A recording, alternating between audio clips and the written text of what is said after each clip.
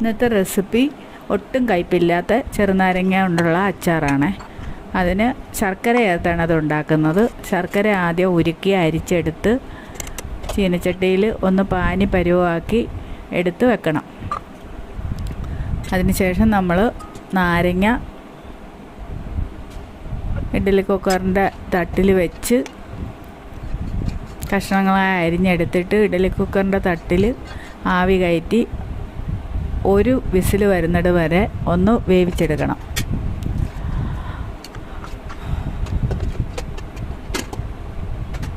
അതിനുശേഷം ആ വേവിച്ചെടുത്ത നാരങ്ങ നമ്മൾ ഒരു വാഴയിൽ മുറത്തിൽ വെച്ചിട്ട് നല്ല വെയിലത്ത് വെച്ച് ഒന്ന് ഉണക്കി എടുക്കണം.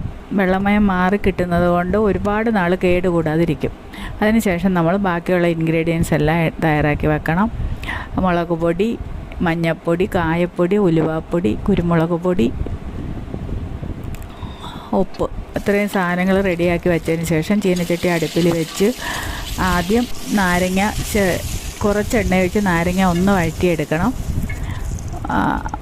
എല്ലാ നാരങ്ങ അതുപോലെ ഒന്ന് വഴറ്റിയെടുത്ത് മാറ്റി വെച്ചതിന് ശേഷം വേണം ആ ചീനച്ചട്ടിയിൽ തന്നെ എണ്ണ ഒഴിച്ച് ബാക്കിയുള്ള എണ്ണ ഒഴിച്ച് കടുകിട്ട് ഉലുവായും കൂടി ഇട്ട് പൊട്ടിക്കഴിയുമ്പോൾ ഇഞ്ചി, വെളുത്തുള്ളി, പച്ചമുളക്, കറിവേപ്പില എല്ലാം ഓരോന്നായിട്ടിട്ട് ഒന്ന് വഴറ്റി നന്നായിട്ട് മൂത്ത് വന്നു കഴിയുമ്പോഴത്തേക്കിന് അതിനുശേഷം നമുക്ക് ബാക്കിയുള്ള പൊടികളെല്ലാം ഇട്ട് കൊടുക്കണം. കായപ്പൊടി, ഉലുവാപ്പൊടി, മഞ്ഞൾപ്പൊടി, കുരുമുളക് പൊടി, മുളക് പൊടി, ഇതെല്ലാം തീ ഓഫാക്കിയതിന് ശേഷം വേണം ഈ പൊടികളെല്ലാം ഇടാനായിട്ട്.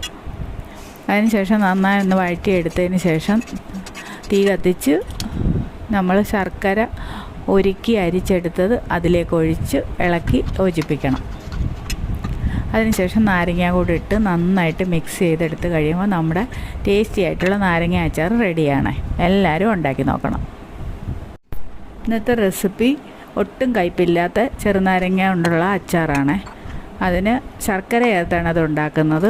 ശർക്കര ആദ്യം ഉരുക്കി അരിച്ചെടുത്ത് ചീനച്ചട്ടിയിൽ ഒന്ന് പാനി പരുവാക്കി എടുത്ത് വെക്കണം. അതിനുശേഷം നമ്മൾ നാരങ്ങ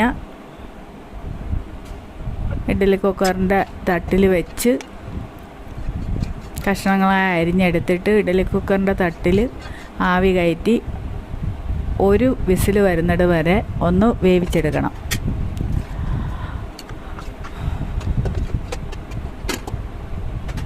അതിനുശേഷം ആ വേവിച്ചെടുത്ത നാരങ്ങ നമ്മൾ ഒരു വാഴയിൽ മുറത്തിൽ വെച്ചിട്ട് നല്ല വെയിലത്ത് വെച്ച് ഒന്ന് ഉണക്കി എടുക്കണം.